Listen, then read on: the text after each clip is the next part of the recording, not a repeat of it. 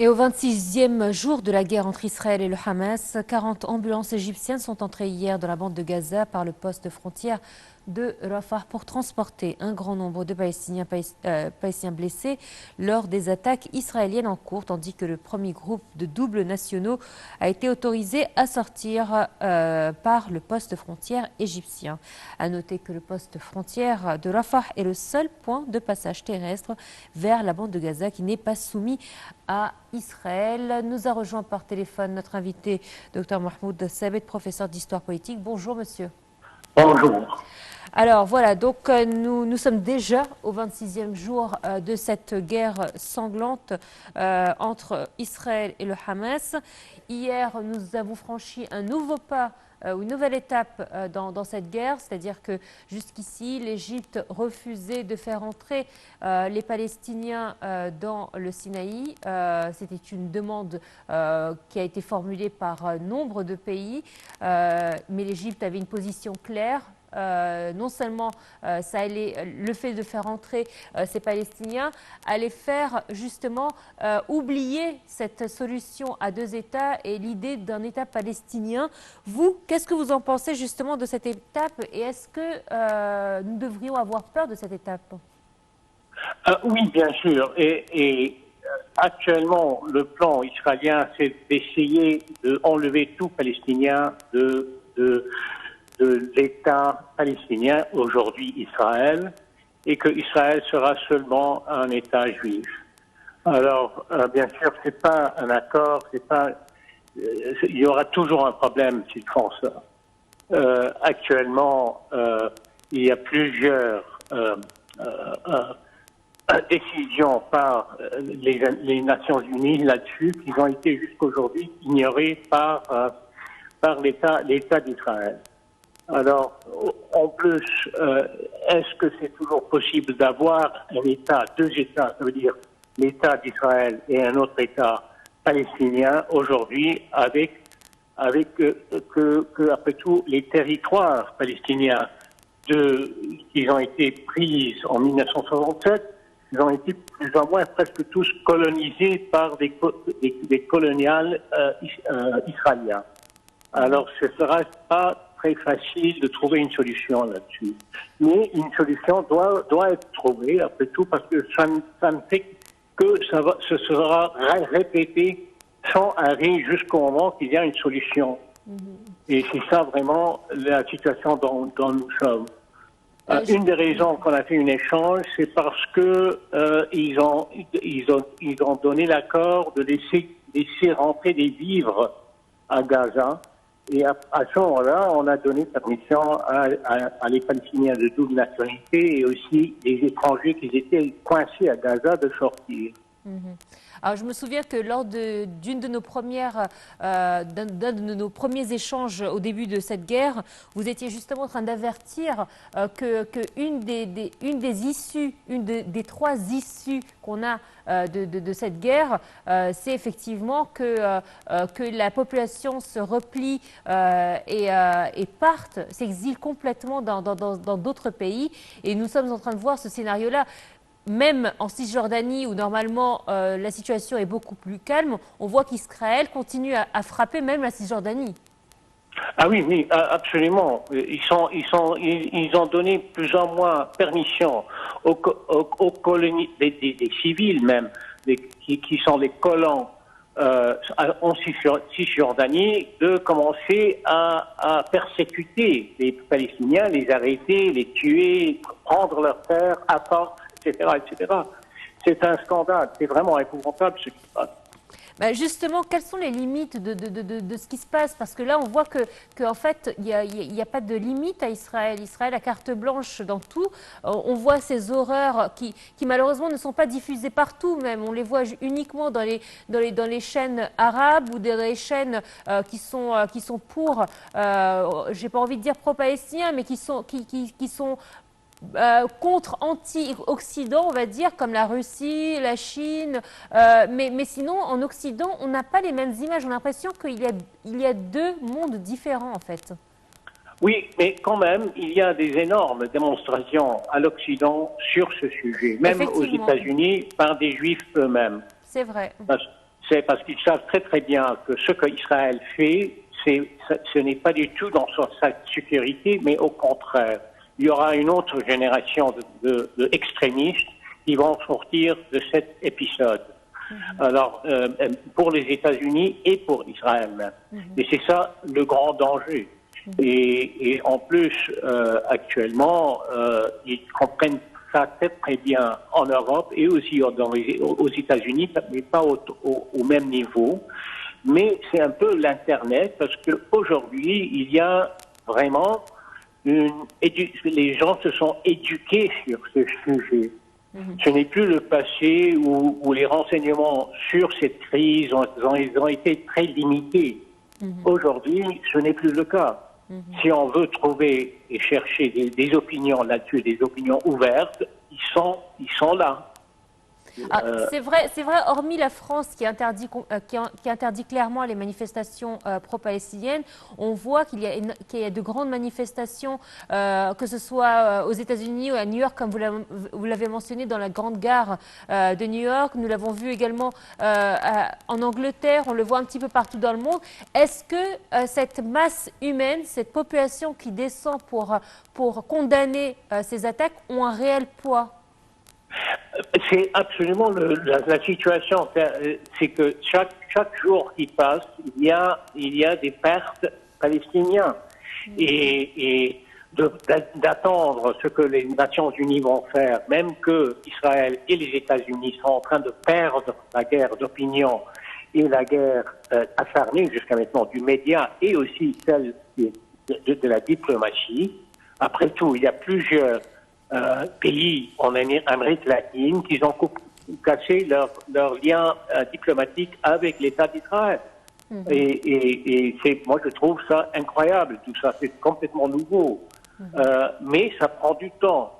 En plus, le chef du parti des travailleurs en Angleterre c'est très possible qu'il va perdre sa position à cause de ses prononciations pro-israéliennes et pro les attaques sur les civils à Gaza. Alors c'est quand même c'est pas ce que c'était dans le passé. On n'a jamais vraiment vu ça autant que ça. Et c'est pour ça que vraiment je trouve que le temps n'est pas aux côtés des Israéliens. En plus, en Israël même, ils veulent enlever Netanyahou. Parce que c'est une crise quand même politique et ce n'est que cette guerre qui a plus ou moins arrêté ça, mais pas tout à fait. Ils sont en train de tuer leurs propres prisonniers dans les mains de Hamas, des Israéliens, des civils et des militaires qui sont dans les mains de Hamas sont en train d'être tués par ces bombardements israéliens. Et leurs familles savent ça très très bien. Ils sont en plein révolte là-dessus en Israël même. Alors c'est pas noir et blanc actuellement, mais malheureusement ça ne va pas arriver à temps d'éviter une catastrophe humaine. Il y avait un média hier qui est en train de comparer les deux grandes guerres qu'il y a actuellement, celle entre la Russie et l'Ukraine qui maintenant touche à 1 an et demi de guerre et celle entre Israël et le Hamas. On voit que le nombre de morts est considérablement, voire le double, et alors que la période est beaucoup moins importante, c'est-à-dire qu'on parle de 25 jours contre 1 an et demi et pourtant pendant les 25 jours, il y a eu beaucoup plus de morts du côté palestinien que le côté ukrainien. Et pourtant, la communauté internationale est tous aux côtés de l'Ukraine. Oui, parce que leur politique a été plus ou moins tombée dans les mains des pro-israéliens et des les intérêts qui sont pour Israël dans ces pays, mais ça ne représente pas vraiment la majorité de l'opinion publique dans ces pays. Et ça sera la base d'une autre crise qui va rentrer dans l'affaire. Et à la fin de la journée, ce sera pas vraiment une bonne idée pour Israël parce que l'antisémitisme commence à monter à cause de ce qui se passe. C'est vrai. Et en plus, il y a le danger d'une guerre qui pourra bien devenir beaucoup plus d'autres participants. il y a la Russie qui a donné plus ou moins des instructions à Israël que la Syrie ne doit pas être bombardée, sinon ils vont défendre la Syrie contre Israël. Ah, mais quand même, c'est la première fois qu'on a entendu ça. Jusqu'aujourd'hui, Poutine a plus ou moins laissé les Israéliens bombarder plus ou moins en Israël, en Syrie, mais cette fois-ci, c'est fini tout ça. En plus, il y a des prononciations par la Turquie qui avait historiquement des assez bonnes relations avec Israël, qui ont dit dans leur discours qu'ils leur considèrent des criminels de guerre. Alors ça devient de plus en plus sérieux. Et c'est un désastre diplomatique pour les États-Unis, tout ça. Bah justement, j'allais vous dire qu'on a l'impression que les États-Unis commencent à perdre pied face à la situation au profit du président russe Vladimir Poutine, qui lui se positionne en tant que médiateur légitime, puisque non seulement il se positionne comme un allié des différents partis, un homme fort face aux deux parties, et en plus il a de très bons contacts avec le Hamas, Israël et avec les pays arabes, donc on a l'impression qu'il a plus de notoriété que les États-Unis face à cette situation. Oui, absolument, ils ont vu leur opportunité. Les États-Unis, ils ont fait vraiment leur politique extérieure vis-à-vis le Moyen-Orient est un désastre, une catastrophe. L'invasion de l'Irak, il y a toujours des bases militaires en Syrie qui sont pas avec la permission du gouvernement syrien, après tout.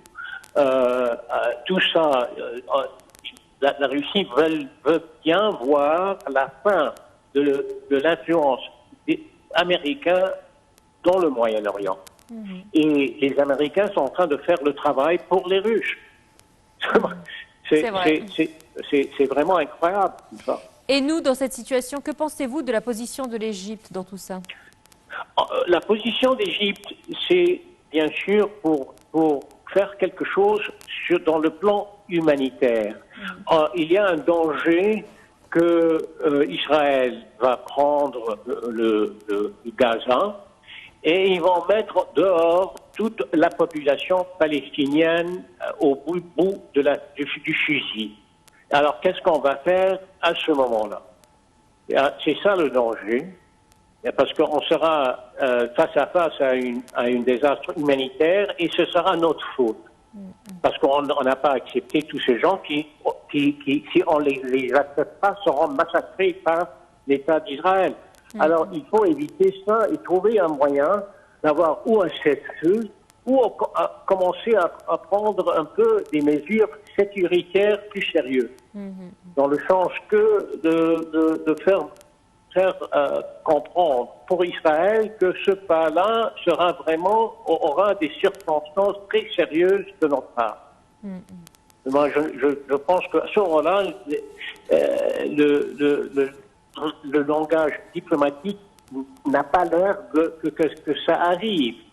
Moi, je ne parle pas de menace, mais quand même, on peut quand même dire non, c'est une ligne rouge et on va tout faire pour éviter tout ça. Et même au début, par exemple, d'être sûr qu'il y a assez de vivres pour les civils de Gaza et de protéger ces vivres, de rentrer à Gaza, par exemple.